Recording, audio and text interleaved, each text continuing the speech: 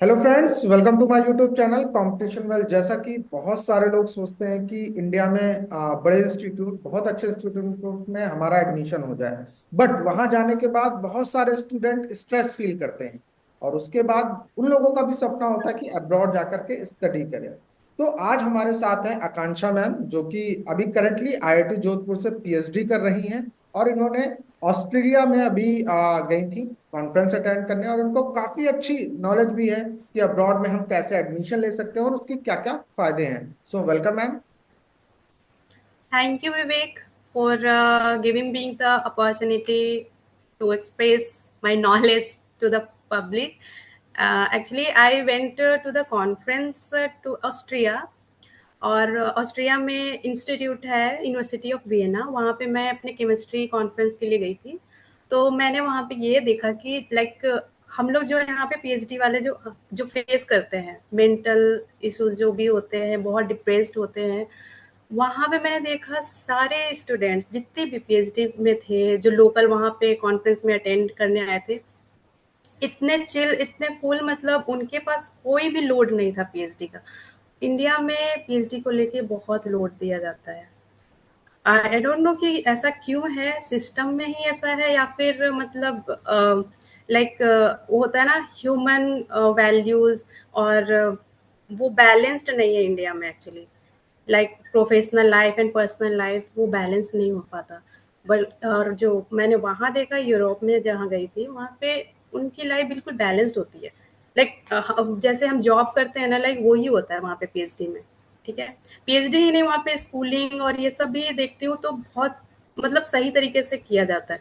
यहाँ पे लोड बहुत ज्यादा है, हाँ। ये है। एक क्वेश्चन मेरे दिमाग में आया कि आप भारत के इतने बड़े इंस्टीट्यूट आईआईटी में पढ़ रही हैं, इसके लिए आपने एंट्रेंस के लिए भी काफी मेहनत करी होगी। और जो आज भारत में लगभग, और जो साइंस बैकग्राउंड के होते हैं उनका सपना भी होता है आईआईटी जाना। तो उसमें इतनी आपने मेहनत करके आप गई और वहां तक पहुंची, तो मेरा क्वेश्चन ये है, क्या अब्रॉड में भी किसी यूनिवर्सिटी में एडमिशन लेना उतना ही कठिन है जितना इंडिया में इतने बड़े बड़े इंस्टीट्यूट में लेना कठिन है? कठिन तो मैं ऐसा नहीं बोलूँगी कि कहीं भी एडमिशन लेना कठिन है, बट इंडिया में है कि जैसे बहुत ज़्यादा वो होता है, क्या बोलते हैं, एंट्रेंस के लिए ना बहुत ज़्यादा स्टूडेंट्स होते हैं, नंबर ऑफ स्टूडेंट्स भी ज़्यादा होते हैं, और अब्रॉड में भी होते हैं। लेकिन वहाँ पे जैसे पीएचडी में तुम्हें एडमिशन लेना है, तो पीएचडी में लेने के लिए जस्ट मेल करो, या फिर उनका कुछ एग्जाम्स होता है इंग्लिश का, टॉफल वगैरह, वो क्लियर करो और तुम जा सकते हो। इंडिया में आईआईटीज में एडमिशन लेना इतना टफ नहीं है। बीटेक में लेना मैं बोलूँगी टफ है, क्योंकि वर्ल्ड्स मोस्ट टॉप सेकंड में आता है जो बीटेक एग्जाम होता है। तो वो बीटेक में लेना मुश्किल है, बट जैसे मास्टर्स में अगर तुम्हें आईआईटी में लेना है, मास्टर्स करना है, पीएचडी करना है, उसके लिए टफ नहीं है। जैसे कि अभी आपने अब्रॉड कहा कि अब्रॉड में मेल कर दो तो हो जाता है, तो इसको हम्म। थोड़ा आप इलैबोरेट करेंगे कि इसका प्रोसेस क्या होता है? क्योंकि जो यहाँ स्टूडेंट होते हैं, आप तो आईआईटी से हैं तो आपका नेटवर्क हाँ। है, बट जो नॉर्मल यूनिवर्सिटी से हैं वो कैसे सर्च करें कि इस यूनिवर्सिटी में हमें जाना है और मेल कैसे करना है? तो प्लीज आप उसे जरूर गाइड करें। जैसे तुम जिस भी फील्ड से हो, लाइक मैं ऑर्गेनिक केमिस्ट्री से हूँ, तो किसी भी फील्ड में हो, तुम अपने फील्ड वाले बाहर लैब्स देखो, इंस्टीट्यूट्स देखो, वहाँ के फैकल्टीज को अप्रोच करने के लिए उनके पास उनका मेल आईडी होता है। मेल आईडी पे उनको मेल करो, पर्सनल मेल, अपना कवर लेटर पूरा रेडी करो, उनको सेंड करो। उनको उनके साथ में सीवी भी अटैच जरूर करना। ठीक है, तो वहाँ पे जब अटैच करो वो देखते हैं, और रिप्लाई भी आता है, ठीक है, मेल का, कि किस तरह से तुम आगे प्रोसेस कर सकते हो। वो रिकमेंडेशन लेटर मांगेंगे, मे बी तुम्हारे तुम जहाँ पे भी पढ़ रहे हो, जिस भी इंस्टीट्यूट में, वहाँ के फैकल्टीज से रिकमेंडेशन मांगेंगे। और फिर अगर उनको सही लगता है तो वो इंटरव्यू के लिए तुम्हें कॉल करेंगे, इंटरव्यू दो, देन क्लियर करो, चले जाओ। सिंपल है। जैसे कि आकांक्षा, अभी आपने कवर लेटर लाइक की बात करी, तो इसको थोड़ा आप इलैबोरेट करेंगी? और सीवी में जैसे कि मैंने बहुत सारे स्टूडेंट को देखा है, सीवी बनाते हुए बहुत सारी वो गलतियां करते हैं, तो इनको जरा सा आप इलैबोरेट करें। सीवी में जितना भी हो सके पॉजिटिव चीजें ही डालो। लाइक तुम्हारा पर्सनल जो भी है, पहला तो फर्स्ट तुम्हारा जो एकेडमिक अचीवमेंट्स है वो सारे डालो, तुम्हारे एक्सपीरियंसेस डालो, तुम्हारा जो स्किल है वो डालो जरूर। और जो लाइक तुम किस तरह के पर्सन हो वो भी डालो। ठीक है। एंड कवर लेटर में भी तुमको जो सीवी में डाला है, लाइक हाईलाइट करके कवर लेटर में भी तुम्हें डालना होगा, क्योंकि मे बी सीवी ना देखें, ठीक है, तो कवर लेटर में वो कंसीडर हो जाएगा। तो ये, एक क्वेश्चन था। और एक चीज बोलूंगी, लाइक मेरा एक फ्रेंड है जो यहाँ पे इंटर्नशिप के लिए आया था, लाइक 1 महीना का जो होता है, 2 महीने का इंटर्नशिप जो समर में होता है, उसके लिए आया हुआ था। वो नॉर्मल इंस्टीट्यूट से ही है, जो मथुरा में कोई इंस्टीट्यूट है, नॉर्मल से ही है। अभी वो न्यूजीलैंड में उसने पीएचडी एनरोल किया है, और वो वहाँ पे चला भी गया। तो उसने सिंपली मेल किया था उनको, उन्होंने इंटरव्यू शेड्यूल किया, उसने इंटरव्यू क्लियर किया और उसका वहाँ हो गया। तो इतना टफ नहीं है बाहर में एडमिशन लेना, बहुत इंस्टीट्यूट्स हैं बाहर में।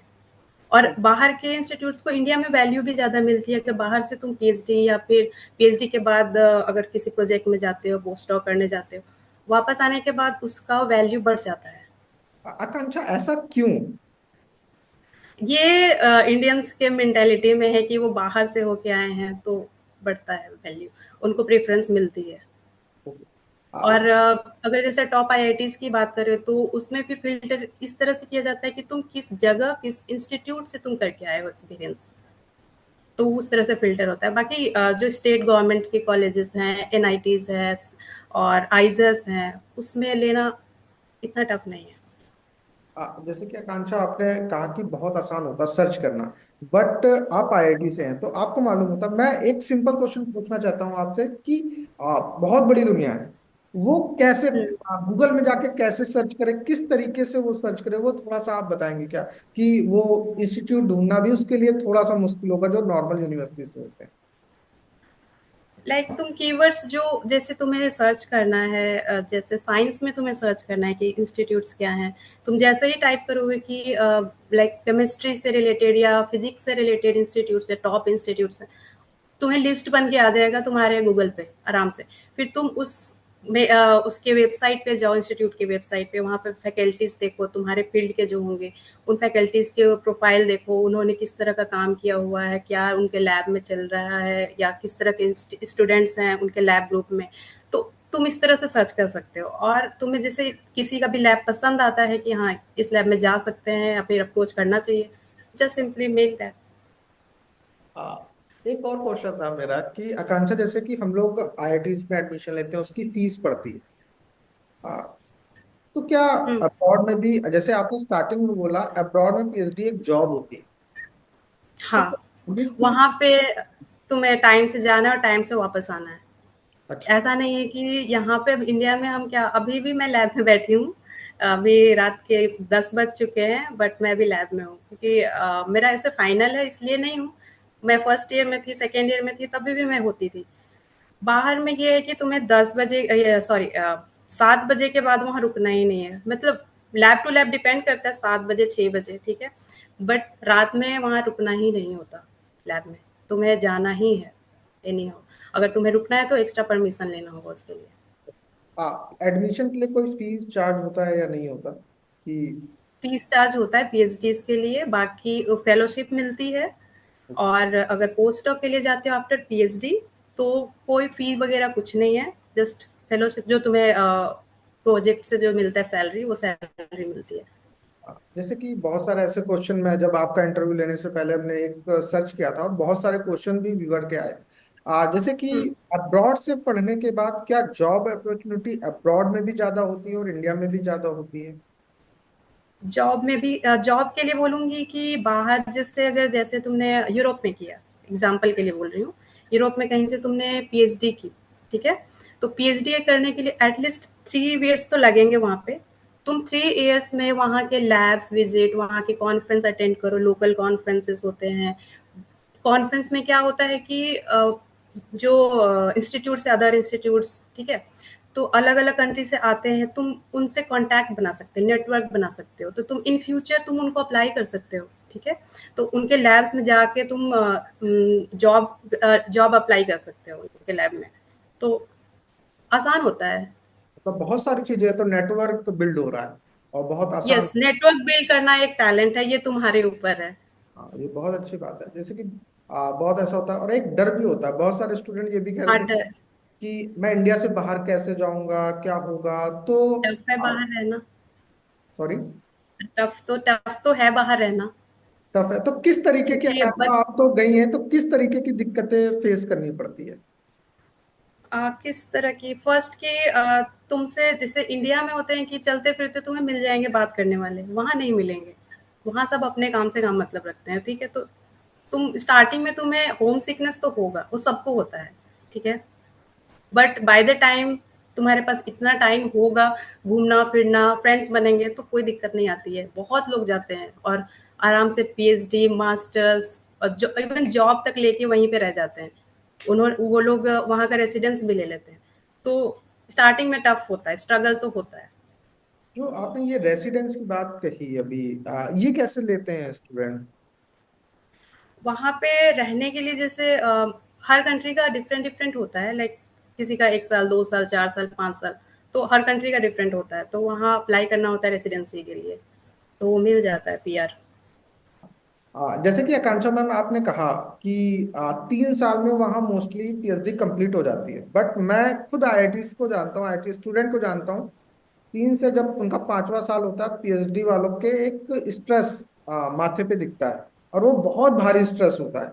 क्यों इंडिया में 5 साल में कंप्लीट नहीं हो पाती और वहाँ 3 साल में कैसे कंप्लीट हो जाती है? और वो लोग थोड़ा चिल भी रहते हैं, ऐसा क्यों? चिल भी रहते हैं एक्चुअली। फैसिलिटीज जो है ना, फैसिलिटीज वहाँ पे बहुत ज्यादा होती है, इंस्ट्रूमेंटल फैसिलिटीज, ठीक है, रिसर्च फैसिलिटीज, ठीक है। यहाँ पे कोई भी चीज परचेजिंग में भी बहुत टाइम लगता है इंडिया में। इवन केमिकल आने में भी टाइम लगता है। इवन बहुत सारे ऐसे केमिकल्स होते हैं जो मैं फेस कर रही हूँ एज अ केमिस्ट। तो बहुत सारे केमिकल्स होते हैं जो हमें खुद से सिंथेसाइज करना होता है। वहाँ पे वो लोग डायरेक्टली परचेज करते हैं, ठीक है। तो उनका ऐसे फास्ट होता है वर्क, ये है। और दूसरा वही फैसिलिटीज, जो रिसर्च फैसिलिटीज है, वो वहाँ पे ज़्यादा बेटर है। तो थैंक यू सो मच, आपने आकांक्षा मैम बहुत अच्छी जानकारी दी। अगर आप अपनी तरफ से कुछ और टिप्स स्टूडेंट को देना चाहें तो प्लीज जरूर शेयर करें, अपना एक्सपीरियंस शेयर कर सकती हैं। मैं यही बोलूँगी कि ऐसा नहीं है कि इंडिया में स्टडी जो है अच्छा नहीं है। इंडिया में बहुत अच्छा स्टडी होता है। यहाँ पे बहुत डीप लर्निंग होता है जो बाहर नहीं है, ये चीज़ मैंने देखा है, ठीक है।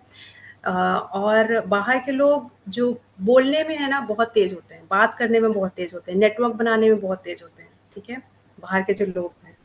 और इंडिया में हम लोग थोड़ा शाई होते हैं बात करने में। फर्स्ट थिंग है कि हम अपने लोकल लैंग्वेज में बात नहीं करते, ठीक है। इंग्लिश नहीं आती है तो उससे डर के हम बात नहीं कर पाते। हम इवन प्रोफेसर से बात नहीं कर पाते, ठीक है। जैसे मान लो कि तुम हिंदी बैकग्राउंड से हो, तुम्हारा प्रोफेसर तुमसे इंग्लिश में टॉक कर रहा है, तुम अपनी हर चीज़ बता नहीं सकते, ठीक है। तो ये एक इशू आता है इंडिया में, ठीक है। ये इंग्लिश हिंदी, और ये जो अभी जो हिंदी का जो चल रहा है गवर्नमेंट का, वो मैं बोलूँगी बहुत ही अच्छा है। वो आगे चल के अच्छा भी साबित होगा, क्योंकि अदर कंट्रीज में जब जाओगे, वो लोग अपने लोकल लैंग्वेज बात करते हैं, तो वो कम्युनिकेशन गैप नहीं होता उनके बीच। हमारे बीच में है। और जो इंग्लिश नहीं बोल पाते उनको थोड़ा, समझ एक रहे हो कैसे, देख मतलब कॉन्फिडेंस लूज हो जाता शाई हो जाते हैं, वो बोल नहीं पाते, ठीक है। है। इवन कॉन्फ्रेंसेस में भी वो एक्सप्रेस नहीं कर पाते इतना कुछ, बीच पब्लिक में नहीं बोल पाते हैं, वो क्वेश्चंस नहीं पूछ पाते हैं, ठीक है। तो ये इश्यूज हैं, मतलब ये एक गैप है। एक लाइन में कहें तो नॉलेज है, बट कॉन्फिडेंस। नॉलेज है, बट हाँ नॉलेज है बट बोलने की कॉन्फिडेंस नहीं है, क्योंकि उनको इंग्लिश नहीं आती। हिंदी में वो सब कुछ बोल सकते हैं, उनको सब कुछ पता है, लेकिन बोल नहीं पाते। ये मैंने देखा है, ये चीज मैं बोलूंगी। So thank you so much Akanksha ma'am, आपने अपना इतना कीमती समय हमारे चैनल कंपटीशन को दिया, so thank you so much.